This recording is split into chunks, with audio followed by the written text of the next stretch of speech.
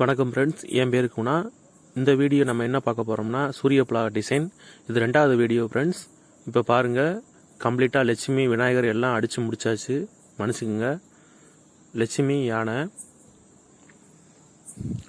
இப்போ நம்ம தூணும் அடித்து முடிச்சாச்சு.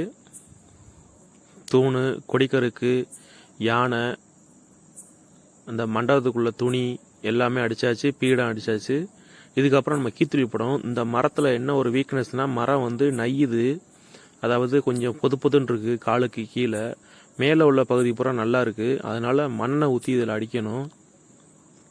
நீங்கள் கொஞ்சம் ஏதாச்சும் ஒரு மரம் வந்து கொஞ்சம் நையிற மாதிரி இருந்துச்சுன்னா மண்ணெண்ணை ஊற்றி அடிக்கலாம். ஒன்றும் தப்பு கிடையாது. மரம் எந்த டேமேஜும் ஆகாது. அதாவது மண்ணெண்ணை ஊற்றும் அந்த ஈரத்தன்மையை எடுத்துக்கும். அந்த எண்ணெய் பசை வந்து மரத்துக்கு மறுபடியும் வந்துடும். அது ஒரு அரை மணி நேரம் இருக்கும். அதுக்கப்புறம் அது காற்ற போயிடும். இப்போ பாருங்கள், கம்ப்ளீட்டாக முடிச்சாச்சு. முகமும் வச்சாச்சு. முகம் எப்போ இருக்குன்னு சொல்லுங்கள். ஏதாவது டவுட்னா கமெண்ட் செக்ஷனில் கமெண்ட் பண்ணுங்கள். இதுக்கப்புறம் கீத்துளி போடணும்.